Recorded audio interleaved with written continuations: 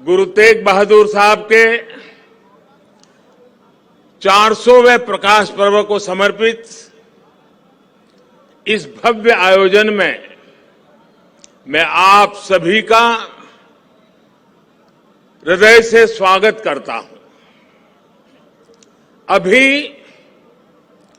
शबद कीर्तन सुनकर जो शांति मिली वो शब्दों में अभिव्यक्त करना मुश्किल है। आज मुझे गुरु को समर्पित स्मारक डाक टिकट और सिक्के के विमोचन का भी सौभाग्य मिला है। मैं इसे हमारे गुरुओं की विशेष कृपा मानता हूं। इसके पहले 2019 में हमें गुरु नानक देव जी का 550वां प्रकाश पर्व और 2017 में गुरु गोविंद सिंह जी का 350वां प्रकाश पर्व मनाने का भी सौभाग्य मिला था। मुझे खुशी है कि आज हमारा देश पूरी निष्ठा के साथ हमारे गुरुओं के आदर्शों पर आगे बढ़ रहा है। मैं इस पुण्य अवसर पर सभी 10 गुरुओं के चरणों में आदरपूर्वक नमन करता हूं।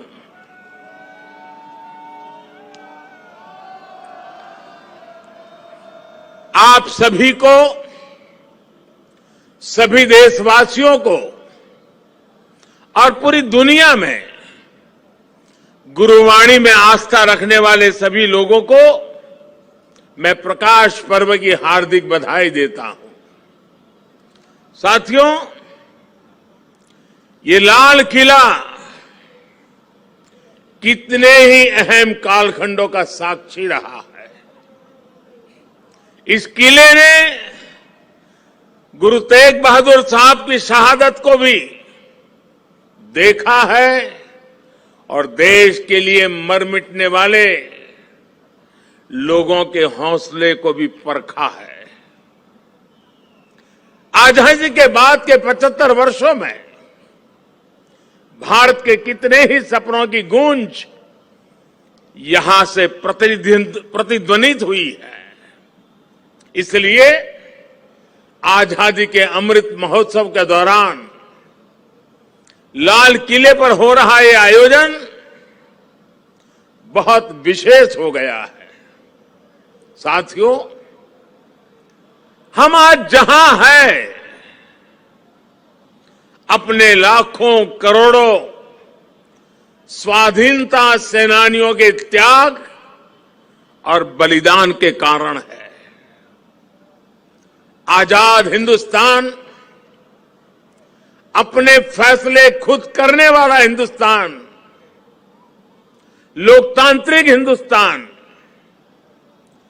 दुनिया में परोपकार का संदेश पहुंचाने वाला हिंदुस्तान, ऐसे हिंदुस्तान के सपने को पूरा होते देखने के लिए कोटि कोटि लोगों ने खुद को खपा दिया। ये भारत भूमि सिर्फ एक देश ही नहीं है, बल्कि हमारी महान विरासत है, महान परंपरा है।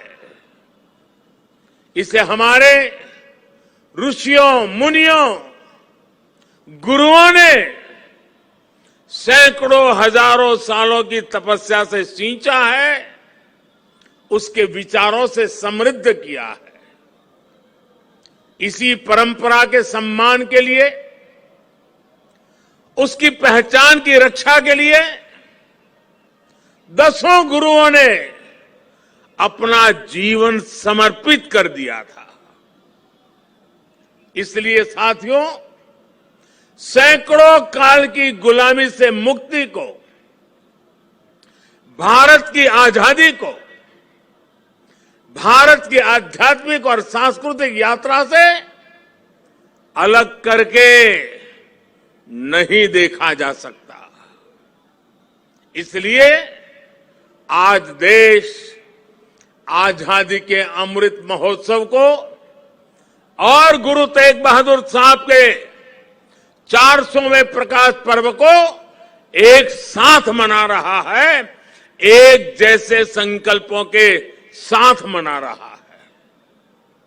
साथियों, हमारे गुरुओं ने हमेशा ज्ञान और अध्यात्म के साथ ही समाज और संस्कृति की जिम्मेदारी उठाई। उन्होंने शक्ति को सेवा का माध्यम बनाया। जब गुरु तेग बहादुर साहब का जन्म हुआ था तो गुरु पिता ने कहा था, दिन रक्ष संकट हरण, दिन रक्ष संकट हरण, यानी ये बालक एक महान आत्मा है, ये दिन दुखियों की रक्षा करने वाला, संकट को हरने वाला है। इसलिए श्री हरगोविंद साहब ने उनका नाम त्यागमल रखा।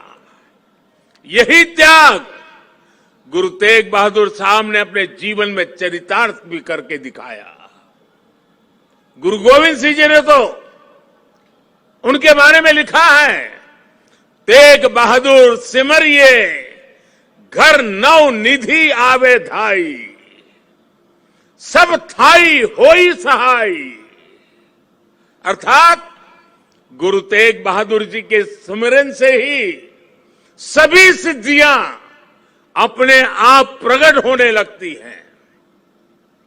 गुरु तेग बहादुर जी का ऐसा अद्भुत आध्यात्मिक व्यक्तित्व था, वो ऐसी विलक्षण प्रतिभा के धनी थे।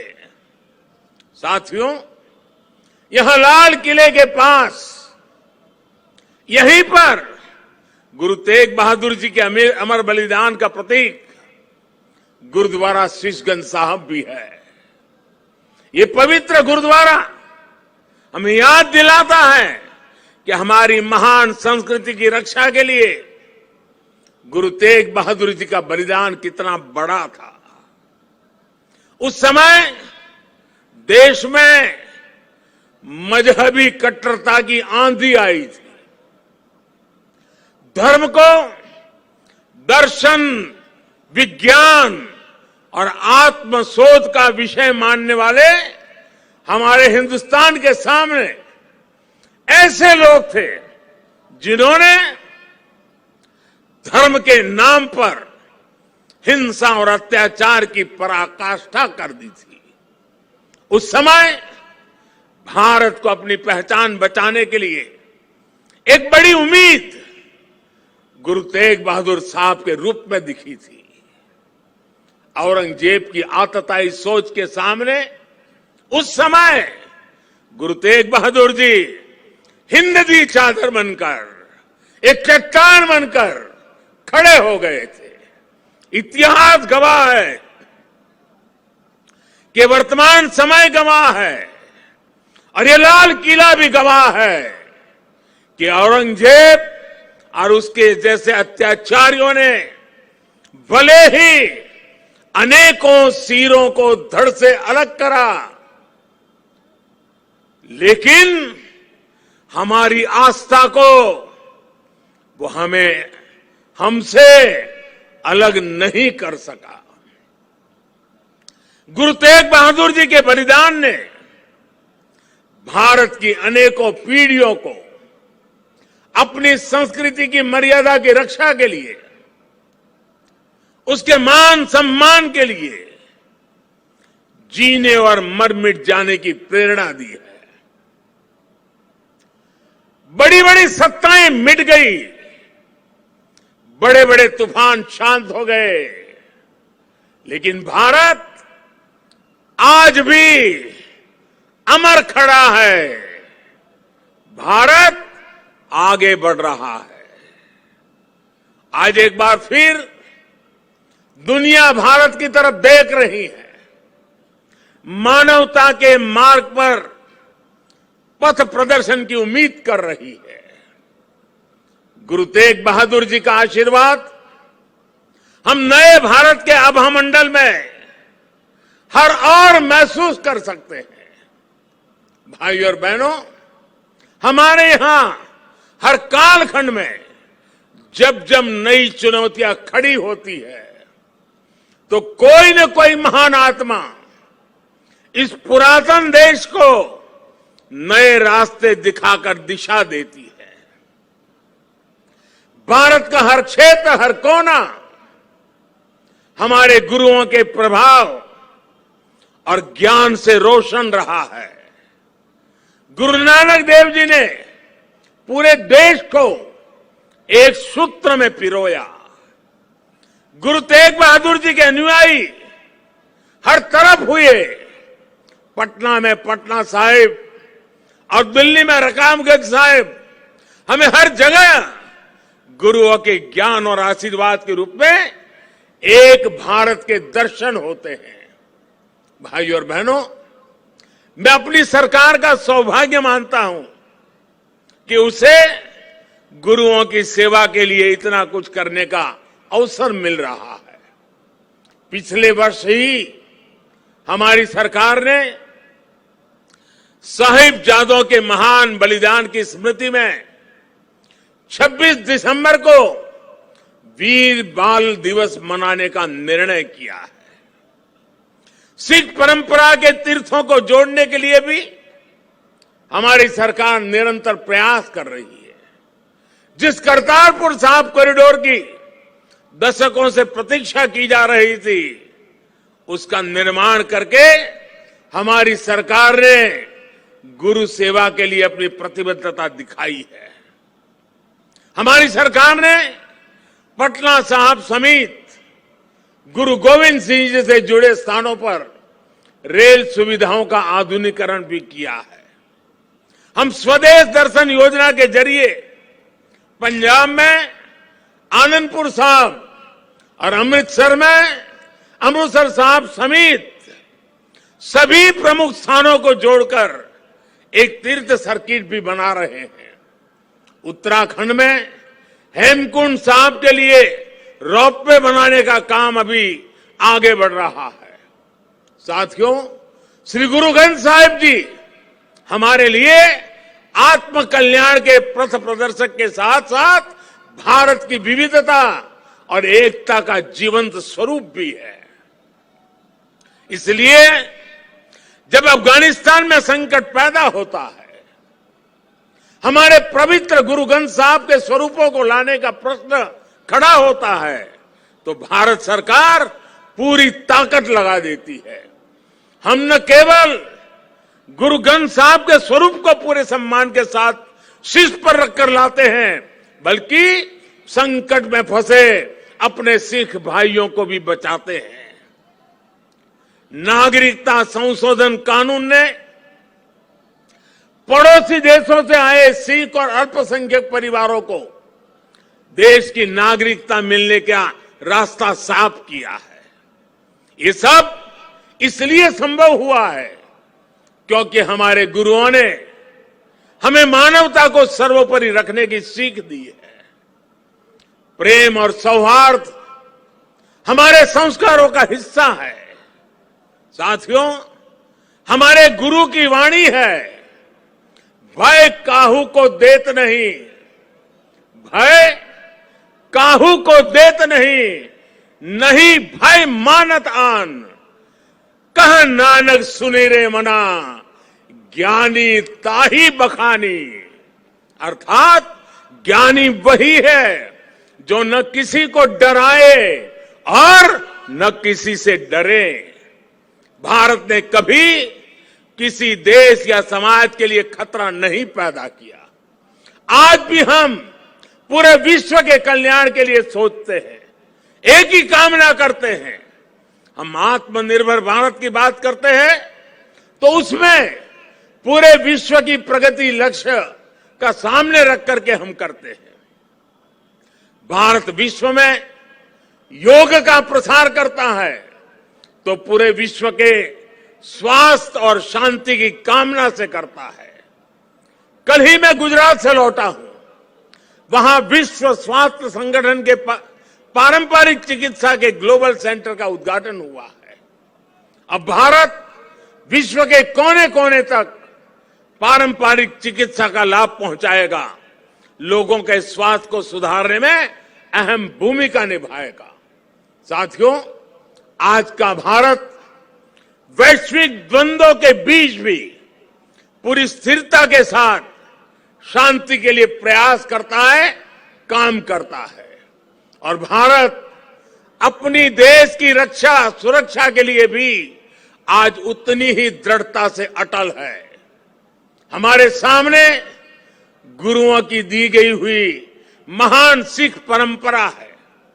पुरानी सोच, पुरानी रूढ़ियों को किनारे हटाकर गुरुओं ने नए विचार सामने रखे। उनके शिष्यों ने उन्हें अपनाया, उन्हें सीखा।